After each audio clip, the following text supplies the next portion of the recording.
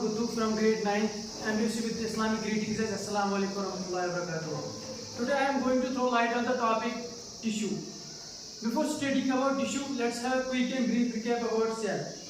As we know that cell is a basic structural and functional unit of life, and all organisms are made up of one or more than one cell. Cell was discovered by Robert Hooke in 1665, but that was a dead cell. After that, Antony van Leeuwenhoek discovered the living cell by his own microscope lenses that were more powerful at that very time. Cell is like a building block of an element.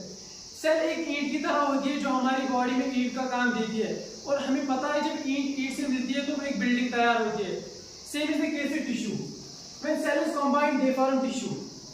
The term tissue was coined by Xavier Bichat, and tissue is a group of similar cells.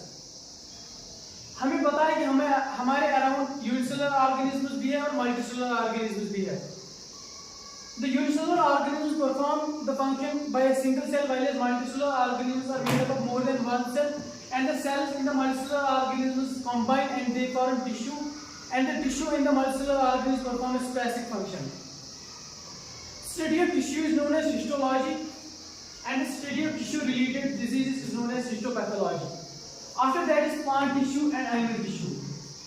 हमें पता है कि हमारे around plant tissue भी है और animal tissue भी है, and these two types of tissues are totally different from each other. As plants are autotrophic, animals are heterotrophic. Plants do not show locomotion, animals show locomotion. And plants grow throughout their lifespan, and animals grow at a particular time of interval. After that is two main types of plant tissue, that is permanent tissue and meristematic tissue. Meristematic tissue क्या होता है? Meristematic tissue is the type of tissue which is present in plants, and its cells have power of division. They get continuously divided. और इसके भी हमारे पास तीन types है.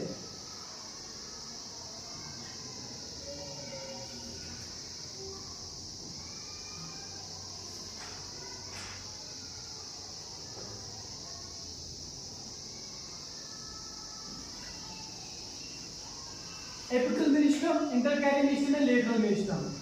Occurrence क्या is meristematic tissue की? It is found mostly at the tip of the root, tip of the shoot.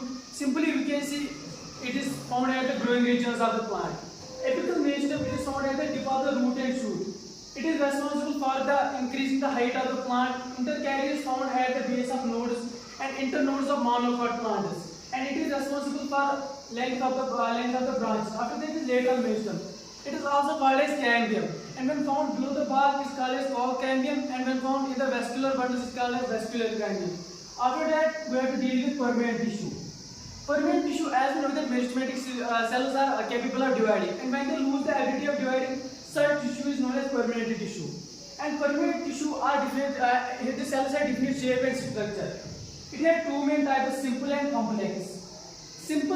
Simple permanent tissue is a type of tissue which is made up of similar type of cells, and these are supportive and protective in nature. Like there is parenchyma, collenchyma, and sclerenchyma in the simple permanent tissue. I will tell their functions in a one go. They help in perform the process of buoyancy, photosynthesis, and give mechanical support to the plant, and help in bending movements, gives flexibility to the plant, and also they help to store food. After that is complex permanent tissue. It has two types.